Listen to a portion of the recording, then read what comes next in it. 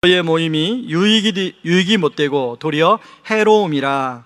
먼저 너희가 교회에 모일 때 너희 중에 분쟁이 있다함을 듣고 어느 정도 믿거니와 너희 중에 파당이 있어야 너희 중에 옳다 인정함을 받은 자들이 나타나게 되리라. 그런즉 너희가 함께 모여서 주의 만찬을 먹을 수 없으니 이는 먹을 때에 각 자기의 만찬을 먼저 갖다 먹음으로 어떤 사람은 시장하고 어떤 사람은 취함이라. 너희가 먹고 마실 집이 없느냐? 너희가 하나님의 교회를 업신여기고 빈궁한 자들을 부끄럽게 하느냐? 내가 너희에게 무슨 말을 하랴? 너희를 칭찬하랴? 이것으로 칭찬하지 않노라. 내가 너에게 전한 것은 주께 받은 것이니 곧 주 예수께서 잡히시던 밤에 떡을 가지사 축사하시고 떼어 이르시되 이것은 너희를 위하는 내 몸이니 이것을 행하여 나를 기념하라 하시고 식후에 또한 그와 같이 잔을 가지시고 이르시되 이 잔은 내 피로 세운 새 언약이니 이것을 행하여 마실 때마다 나를 기념하라 하셨으니 너희가 이 떡을 먹으며 이 잔을 마실 때마다 주의 죽으심을 그가 오실 때까지 전하는 것이니라. 그러므로 누구든지 주의 떡이나 잔을 합당하지 않게 먹고 마시는 자는 주의 몸과 피에 대하여 죄를 짓는 것이니라. 사람이 자기를 살피고 그 후에야 이 떡을 먹고 이 잔을 마실지니 주의 몸을 분별하지 못하고 먹고 마시는 자는 자기의 죄를 먹고 마시는 것이니라. 그러므로 너희 중에 약한 자와 병든 자가 많고 잠자는 자도 적지 아니하니 우리가 우리를 살폈으면 판단을 받지 아니하려니와 우리가 판단을 받는 것은 주께 징계를 받는 것이니 이는 우리로 세상과 함께 정죄함을 받지 않게 하려 하심이라. 그런즉 형제들아 먹으러 모일 때에 서로 기다리라. 만일 누구든지 시장하거든 집에서 먹을지니 이는 너희의 모임이 판단받는 모임이 되지 않게 하려 함이라. 그 밖의 일들은 내가 언제든지 갈 때에 바로 잡으리라. 아멘. 여러분, 홍세화 씨가 쓴 나는 파리의 택지 운전사라는 책이 있습니다. 그 책에 보면 프랑스의 그 근본 정신인 톨레랑스에 대해서 소개하는 대목이 나오는데요. 이 톨레랑스라는 말은 나랑 생각과 가치관이 다르지만 그 사람에 대해서 배려하고 존중하는 정신이라고 소개하고 있습니다. 이 책에 보면 프랑스에 가면 잔디밭에 놓여진 팻말을 이제 소개하고 있는데요. 여러분 그 프랑스에 가보신 분은 뭐 보셨는지는 모르겠는데 프랑스의 공원에 가면 잔디밭에 팻말이 있는데요. 그 글씨가 이런 글씨가 쓰여 있답니다. 존중하시오 그리하여 존중하게 하시오. 여러분 근데 이 말이 단순히 잔디밭에만 어떤 팻말이 적힌 팻말 글씨가 아니라 프랑스 사회 저면에 깔려있는 정신이라는 것입니다. 즉 이런 말이죠. 남을 존중하시오 그리하면 남이 당신을 존중하게 하실 것입니다. 이런 말이라는 거죠. 여러분 우리나라의 잔디밭에는 무슨 팻말 글씨가 쓰여 있습니까? 들어가시면 절대 안 됩니다. 출입 금지 뭐 이런 말이 써 있죠. 여러분 프랑스 사회가 이렇게 톨레랑스 정신이 아주 밑바탕에 깔려 있는데요. 제가 그것을 생각하면서 얼마 전에 그 프랑스와 이탈리아가 하는 그 축구 경기를 하이라이트로 본 적이 있습니다. 그 경기를 보면서 프랑스의 축구 대표팀은 왜 이렇게 흑인이 많지?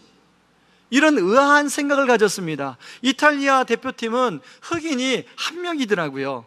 제가 유심히 봤어요. 그래서 자료를 제가 조사를 해가지고 프랑스 축구 대표팀 23명 명단을 제가 한번 여러분한테 보여드리려고 준비해왔습니다. 보여주세요. 여러분 순수 백인은 몇 명 안 돼요. 저는 왜 프랑스의 사회가 이렇게 흑인이 많고 다인종이 많을까를 제가 이렇게 보니까요. 프랑스는 아주 오래전부터 오래전부터 이런 톨레랑스 정신이 묻어 있어서 서로 다른 인종일지라도 나랑 피부 색깔이 다를지라도 배려하고 존중하는 정신이 깔려 있다는 것입니다. 이런 측면에서 여러분 우리 사회, 우리나라는 어떨까 하는 생각이 들었어요. 근데 제가 요즘에 선거 유세를 하는 걸 보니까 우리는 한참 노력을 많이 해야겠더라고요. 그런데 여러분, 사실 이런 연약한 모습이 세상 밖에만 있는 것이 아니라 교회 안에도 일어날 때가 많이 있다는 사실입니다. 여러분, 오늘 우리가 살펴본 고린도전서 11장에는 고린도 교회 안에 일어나는 문제를 다루고 있는데요, 여러분, 고린도라는 항구 도시입니다.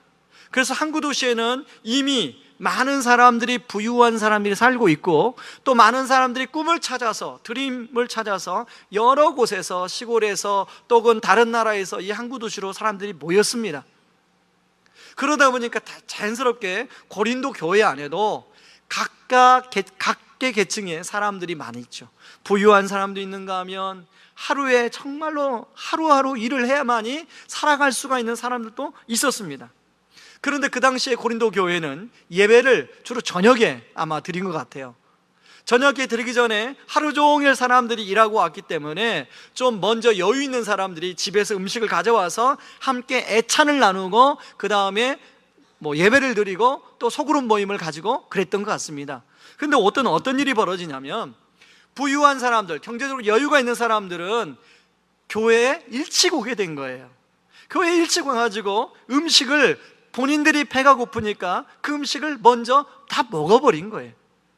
나중에 이제 어렵고 하루 종일 일에만 사는 사람들은 늦게 겨우 예배 시간 임박해가지고 오기 때문에 와보니 먹을 게 없는 거예요. 그거 먹고 나서 예배를 드려야 되는데 먹을 게 없는 거예요. 오늘 여러분 성경에 보세요. 21절에 보니까 뭐라고 나오냐면 이렇게 나와요. 이는 먹을 때에 각각 자기의 만찬을 먼저 갖다 먹음으로 어떤 사람은 시장하고 어떤 사람은 취함이라. 그러니까 어떤 사람은 포도주를 마음껏 마셔서 포도주를 골고루 나눠 마셔야 되는데 취해버리는 정도로. 그런가 하면 어떤 사람은 먹을 게 없어서 배가 고픈 사람이, 근데 이게 하루 이틀이 아니었다는 거예요. 그래서요, 여러분, 바울은 부유한 사람들, 좀 경제적으로 여유가 있는 사람들을 아주 단호하게 꾸짖고 있는데요, 22절입니다. 그게 여러분 22절 말씀을 한번 읽어보시죠. 같이 읽습니다. 너희가 먹고 마실 집이 없느냐? 너희가 하나님의 교회를 업신여기고 빈궁한 자들을 부끄럽게 하느냐? 내가 너희에게 무슨 말을 하랴? 너희를 칭찬하랴? 이것으로 칭찬하지 않노라. 그런데 이런 문제는 이 사건으로만 끝나는 것이 아니라 성도와 성도 사이의 마음을 나누고 성도 사이의 갈등을 일으키고 심지어는 분쟁과 파당까지 일으켰다고 성경에 나오고 있어요. 여러분, 원래 고린도 교회 안에는 신학적인 것 때문에 서로 사람들이 마음이 갈렸다고 하지 않았습니까? 어떤 사람은 바울파, 어떤 사람은 베드로파, 어떤 사람은 아볼로파, 어떤 사람은 예수파. 이미 그렇게 신학적으로 이미 많은 사람이 나눠져 있어요. 그런가 하면 고린도 교회 안에는 은사주의를 자랑하는 교회였어요. 그래서 나는 이런 은사를 받았다, 나는 이런 은사를 받았다, 막 서로 자랑하는 거예요. 그런데 심지어는 먹는 것까지 그냥 다른 사람 배려하지 않고 자기가 다 먹어버리는 그런 일이 발생하고 있더라는 것입니다. 그래서 17절에 바울이 뭐라고 하냐면요, 17절 한번 말씀 보세요. 같이 한번 읽어봅니다. 내가 명하는 이 일에 너희를 칭찬하지 아니하나니 이는 너희의 모임이 유익이 되지 못하고 도리어 해로움이라. 여러분, 우리 개역 한글 성경에는 그냥 유익, 해로움이라는 단어 나오지만 이 단어를 원어로 보면 유익이란 말은 더 좋은이라는 비교급이 붙어 있어요. 해로움이라는 것은 더 나쁜이라는 비교급이 붙어 있어요. 여러분, 교회라는 곳은 어떤 곳입니까? 왜 교회에 모입니까? 하나님이 왜 우리를 교회에 모이게 합니까? 교회를 세상에서 여러분들이 열심히 영적 전쟁을 하고 세상에서 전투하다가 이제 교회에 와서 하나님의 말씀으로 힘을 얻고 다시금 성들과 교제를 통해서 힘을 얻고 세상으로 나가는 힘을 얻기 위한, 유익을 얻기 위해서 교회에 모이도록 하는 것이 하나님의 목적인데 오히려 교회에 와서 더 해로운 일이 발생하게 되더라는 것입니다. 여러분, 우리 마찬가지죠. 우리 교회 안에도 예를 들면 이렇게 공예배가 있고요, 또 수요예배가 있고 금요기도회가 있고, 그리고 여러 가지 다락방이 있고 여러 가지 양육훈련 모임이 있어요. 근데 그런 모임을 만든 목적이 뭐냐면 여러분에게 영적으로 하나님의 말씀을 잘 공급해서 영적으로 유익을 줘서 여러분들이 세상에서 제자의 삶을 잘 살도록 하기 위함이에요. 그런데 만약에 그런 모임이 왔는데 여러분들의 삶이 오히려 더 갈등이 되고 마음의 해로움이 일어난다면 이게 무슨 유익이 있겠어요? 바울은 그런 고린도 교회의 이야기를 듣고 생각이 많아졌어요. 어떻게 하면 이런 고린도 교회를 좀 바로잡을까? 여러분, 저 같으면 그렇게 하지 마십시오 라고 따끔하게 말 한마디 하면 될 텐데, 바울은 그렇게 율법적으로 오늘 그렇게 바로 말하지 않습니다. 대신 만약에 그렇게 말을 했다면요, 여러분 오늘 성경 본문을 잘 보세요. 여러분 17절부터 34절까지 말씀을 잘 보시면요, 여러분 17절부터 말씀이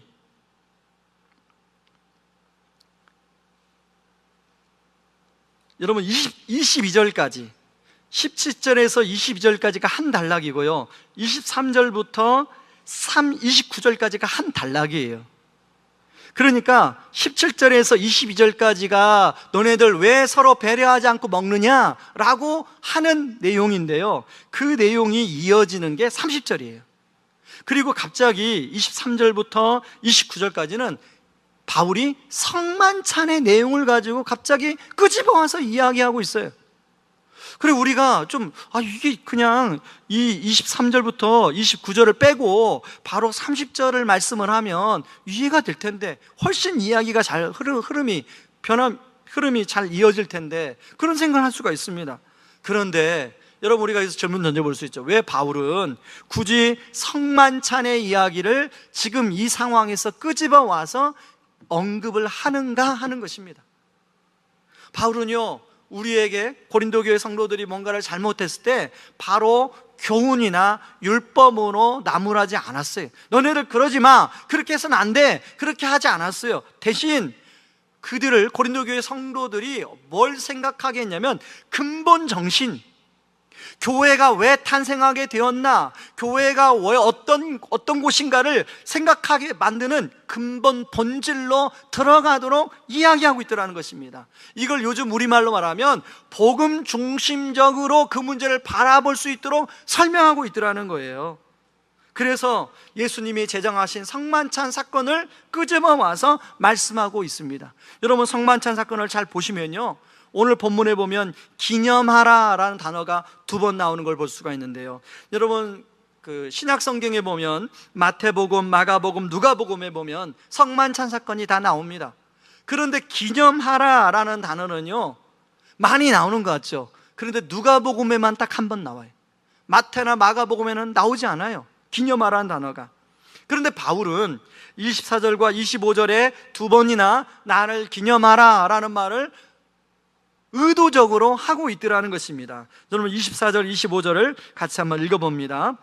축사하시고 떼어 이르시되 이것은 너희를 위하는 내 몸이니 이것을 행하여 나를 기념하라 하시고, 식후에 또한 그와 같이 잔을 가지시고 이르시되 이 잔은 내 피로 세운 새 언약이니 이것을 행하여 마실 때마다 나를 기념하라 하셨으니, 이 기념하라 라는 말은 아남네시스라는 뜻으로 기억하게 하다, 상기하게 하다, 생각나게 하다 라는 단어를 가지고 있어요. 거꾸로 그러면 우리가 자주 잊어버리는 것이 있다는 거예요. 중요한 개념인데, 놓쳐서는 안 되는 것인데 우리가 자주 놓쳐버리는 것이 있다는 이야기죠. 그래서 오늘 설교 제목을 의식하지 않으면 놓쳐버리기 쉬운 2가지라는 제목으로 잡았습니다. 마찬가지죠. 오늘 우리가 성만찬 예식을 하게 될 텐데, 예식을 행하기 전에 이 예식을 통해서 기념하라, 우리가 반드시 기억해야 될 것이 무엇인가를 생각해 보는 시간을 좀 가지려고 합니다. 첫 번째는요, 여러분 저를 따라 하시기 바랍니다. 우리가 개인이 아니라 지체라는 사실입니다. 제가 늘 말하지만 저를 포함한 모든 사람은 죄성이 있어서 본능적으로 자기중심적으로 행하고 생각하고 말합니다. 다른 사람 중심적으로 생각하고 말을 하려면 다시 한번 의식을 하고 생각을 해서 말을 해야 다른 사람 중심적으로 표현이 돼요. 일반적으로 저도 집에서도 그렇고 어떤 말을 할 때 보면 본능적으로 그냥 튀어나오는 말이 자기중심적인 말이에요.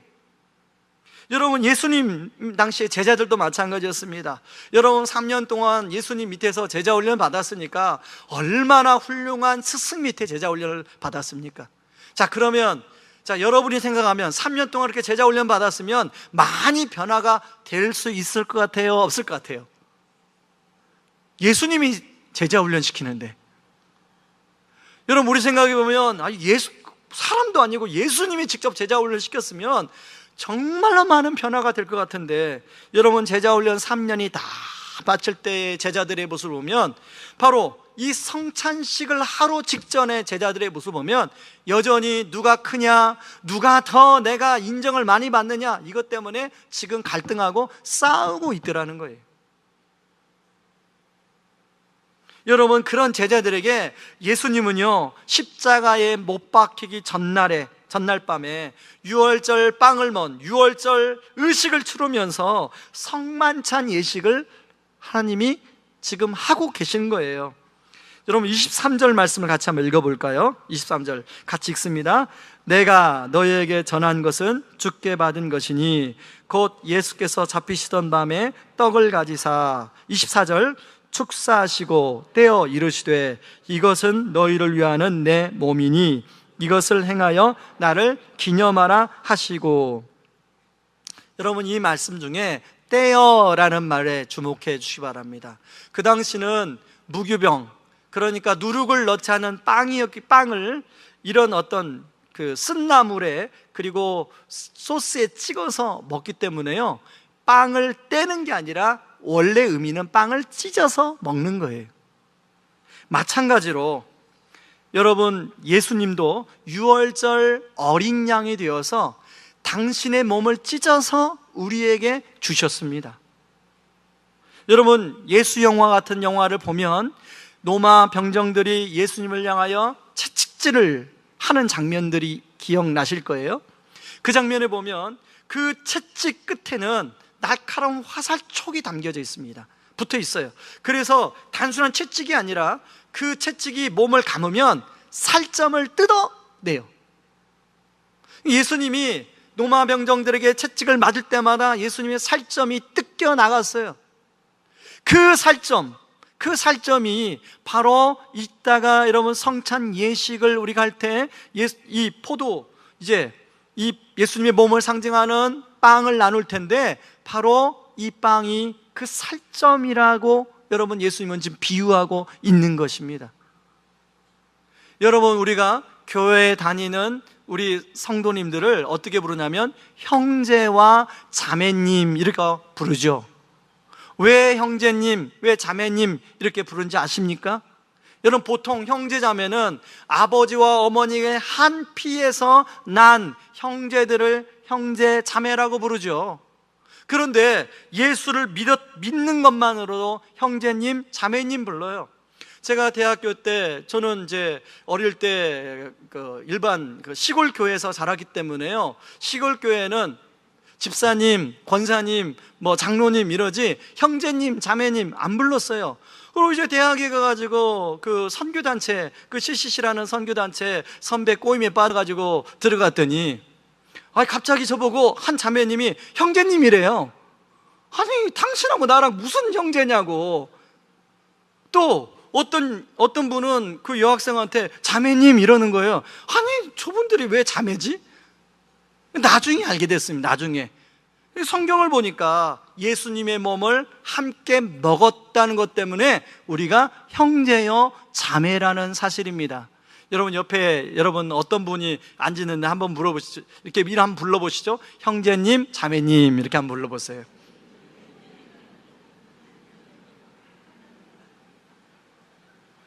그래서 예수님은 성만찬 예식을 다 하신 다음에 뭐라고 겟세마네에서 기도하시냐면요, 여러분 요한복음 17장 11절에 같이 한번 읽어보십니다. 같이 읽습니다.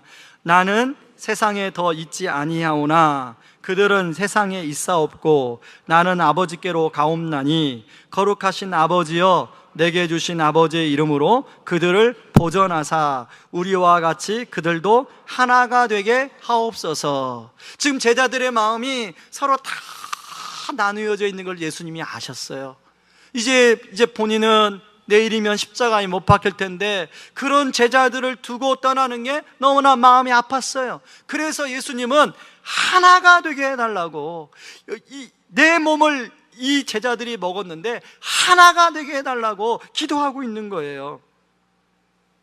여러분, 이런 내용을 잘 아는 바울이 고린도 교회의 그런 성도들의 이야기를 들으니 얼마나 마음이 아팠겠어요. 바울이 마음이 아팠다는 것은 바로 예수님이 마음이 아픈 거죠.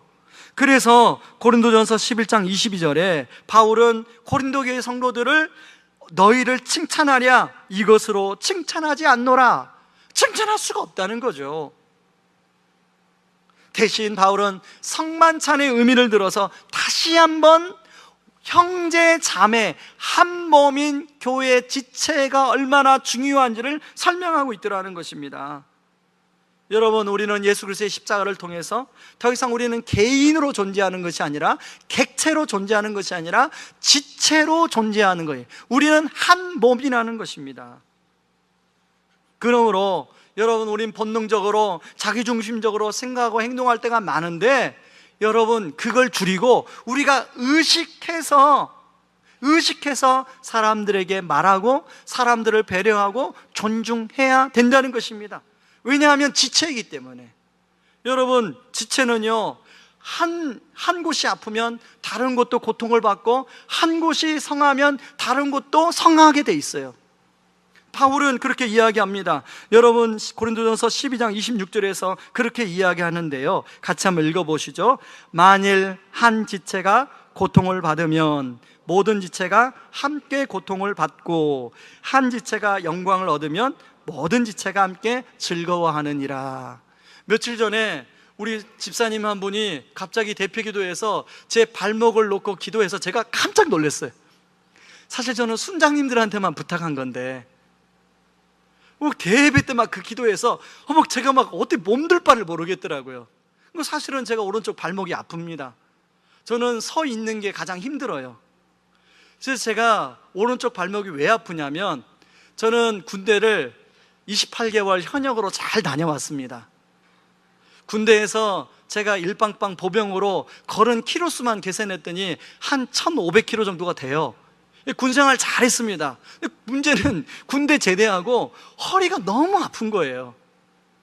그래가지고 이제 제가 아주 유명한 그 큰 종합병원에 가서 디스크다 이것은, 그러고 이제 검사를 했습니다. 그랬더니 선생님이 이거 디스크 아닌데요? 잠깐만요, 왼발을 좀 보여주세요. 오른발을 보여주세요. 그러더니 발바닥을 보시더라고요. 이게 허리가 아픈 이유는요, 디스크 때문에 허리가 아픈 게 아니라 왼발만 평발이어서 허리가 아픈 것입니다. 저는 왼발만 평발이에요. 오른발은 평발 아닙니다. 그러다 보니까 이 몸이 서 있어도 이게 밸런스가 안 맞아요. 그러다 보니까 오른발에 제가 그동안에 힘을 주고 많이 살았어요. 그러다 보니까 자연적으로 왼발 발목이 아파요. 여러분, 왼발 발목만 아프겠어요? 왼발 발목이 아프니까 이제 또 왼발에 힘을 주잖아요. 오른발 발목이 아프니까 왼발에 힘을 주잖아요. 그러니까 엉덩이 뼈도 아프고요, 허리도 아프고요, 어깨도 아프고요, 목도 아프고요. 그런데 저만 그렇습니까? 여러분들은 안 그러세요? 여러분 다 그러시잖아요. 저녁에 되면 아이고 어깨야, 아고 허리야. 가만히 보면 어딘가가 잘못돼서 그게 몸에 영향을 주기 때문에. 그게 뭐예요? 지체기, 지체. 여러분, 자, 옆에 있는 분 다시 한번 인사하세요. 참 감사합니다, 고맙습니다. 왜 고마운지 감사한지 모르죠? 왜냐하면 옆에 있는 분 지체 때문에 내가 사는 거예요. 지금 집사님 때문에, 성도님 때문에 제가 지금 살고 있습니다. 이렇게 한번 인사하시기 바랍니다.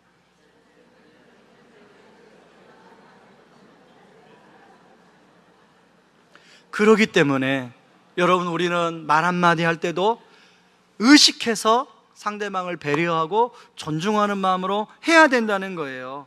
섬세하게 의식하지 않으면 우리는 나의 기준과 나의 생각과 판단으로 상대방에게 쉽게 말했는데, 상대방은요 내 생각과 판단 정도에 아직 그게 다를 수 있거든요. 그것 때문에 힘들어하고 어려워할 수 있어요. 특히 여러분 앞에 서서 말을 많이 하는 제가 그런 실수를 많이 저지를 수 있는 확률이 높은데요. 지난 주중에도 그랬습니다. 지난 주중에도 제가 이 문제 때문에 하나님께서 저를 한 주 내내 다루시고 그것 때문에 저는 너무나 괴로운 한 주를 보냈어요. 그런데 결론적으로 저 때문에 어려움을 겪으신 성도 그분이 저를 잘 이해하고 용납하고 용서해 주셔서 진짜 감사한데요. 제가 대화를 통해서 그 사건을 통해서 깨달은 게 있는데 뭐냐면, 여러분, 저는 여러분에게 기존에 말씀드렸다시피 좀 가정 형편 때문에 고생을 많이 했습니다.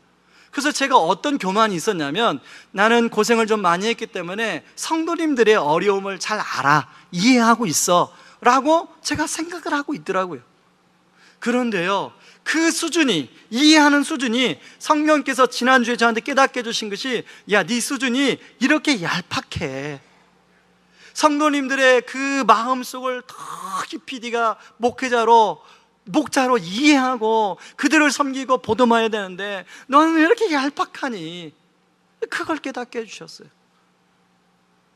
여러분, 저만 그렇습니까? 여러분은 어떻습니까? 여러분들은 다른 사람의 삶을 이해하는 그 깊이가 어느 정도의 깊이가 있는지요? 성령께서 저에게 책망하신 대로 혹시 교회는 목회자의 수준을 따라가니까 저처럼 얄팍하지는 않는가? 제 책임이 제 책임. 저도 여러분도 우리가 사람을 이해하는 그 깊이가 더욱더 깊어지고 더욱더 풍성해지는 그런 은혜가 있기를 주님의 이름으로 축원합니다. 자, 그런가 하면요, 두 번째, 여러분, 우리가 성만찬을 통해서 반드시 기억해야 될 것이 뭐냐면, 저를 따라하시기 바랍니다. 우리의 삶의 목적은 행복이 아닌 거룩이라는 사실입니다. 여러분, 고린도전서 11장 25절 말씀을 같이 한번 읽어봅니다. 읽습니다. 식후에 또한 그와 같이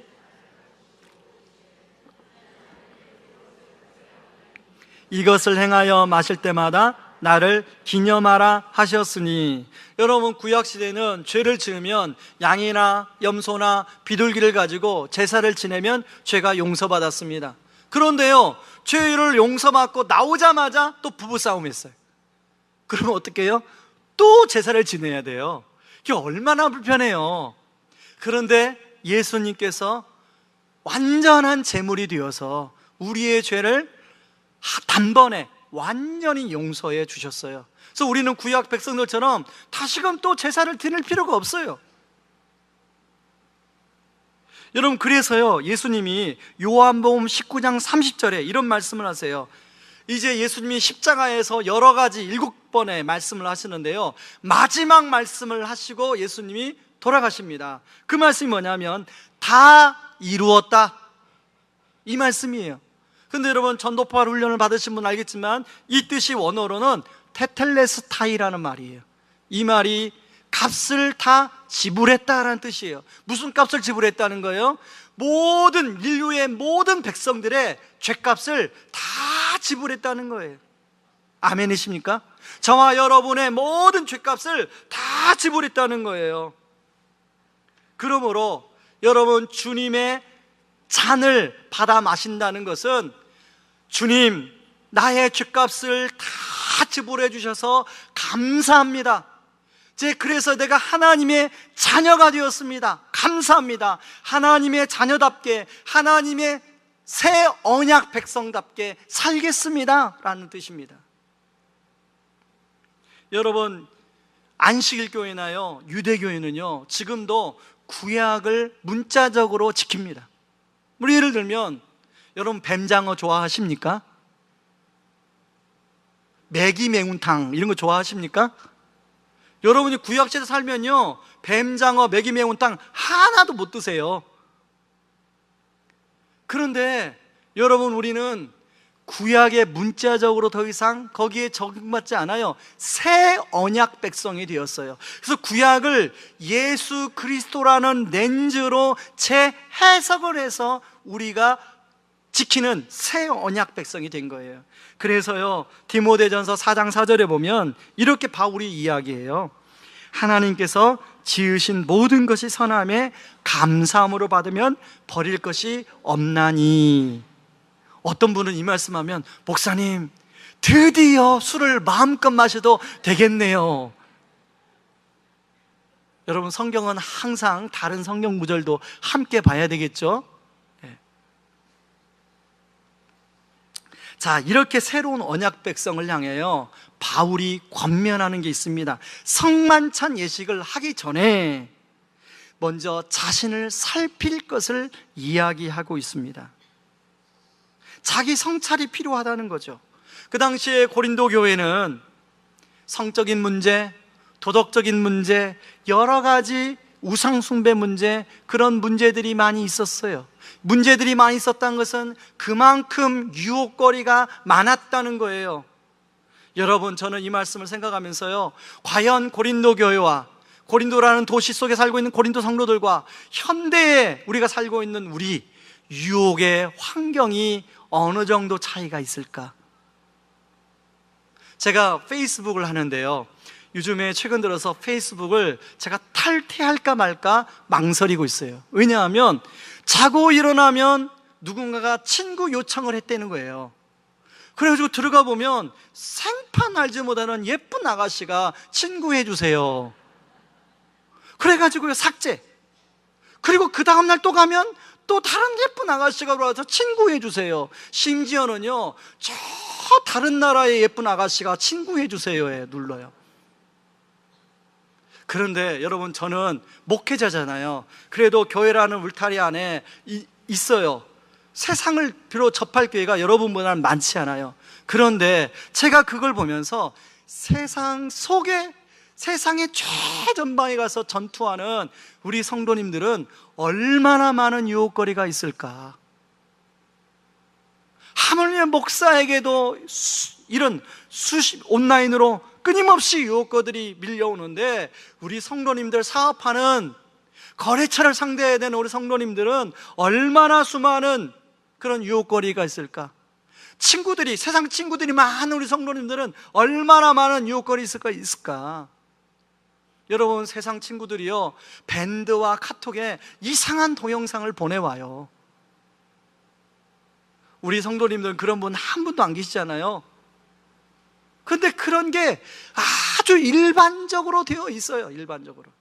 그러다 보니까 오늘날에 가정이 깨지는 가정이 너무나 많은 거죠. 여러분, 이런 차원에서 바울은요, 성찬 예식을 하기 전에 마음을 살필 것을, 자신을 살필 것을 이야기하고 있더라는 것입니다.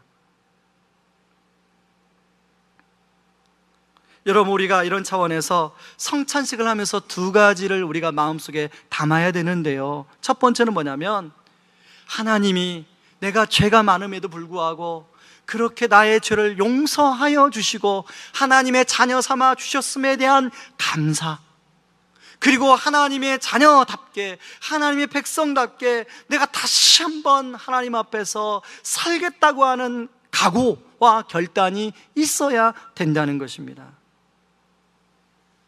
여러분, 많은 사람들은요, 행복이 인생의 목적이라고 말을 하고 그렇게 이야기합니다. 그러나 한편으로는 맞는 것 같지만 성경에서는 그것을 동의하지 않습니다. 성경은요, 우리의 삶의 목적을 행복이 아니라 거룩이라고 말합니다. 사실 행복의 목적이라면 모든 것의 기준이 행복이 됩니다. 모든 것의 기준이 행복이 되어서 그렇게 선택하고 행동합니다. 그러면요, 다른 사람이 그 선택 때문에 불행해질 수 있다는 거죠. 여러분, 우리가 접하는 문화 속에서는 끊임없이 이 세상의 최고의 가치는 너의 행복이야. TV를 틀면요, 당장 그걸 사야 내가 행복할 것 같아. 끊임없이 너의 행복을 추구하라고 메시지를 던져요. 그러나 성경은 거룩을 추구하라고 말합니다.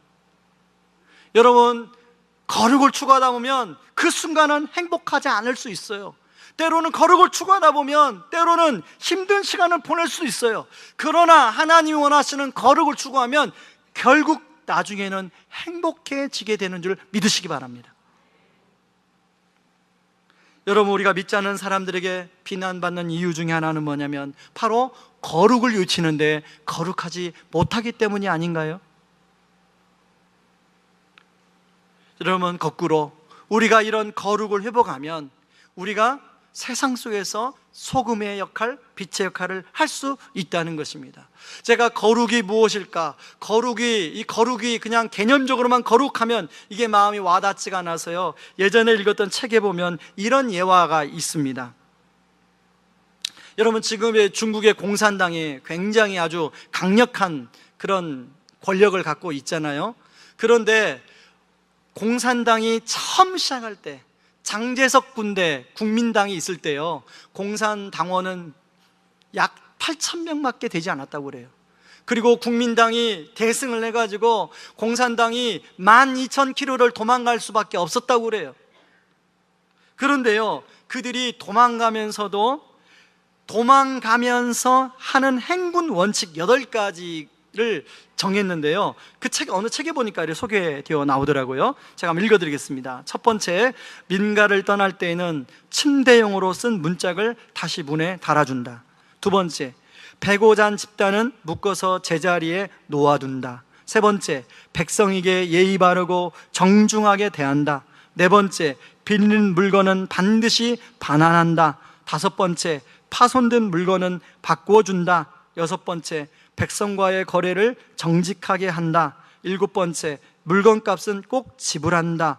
여덟 번째, 화장실은 민가에서 멀리 설치하고 위생에 신경을 쓴다.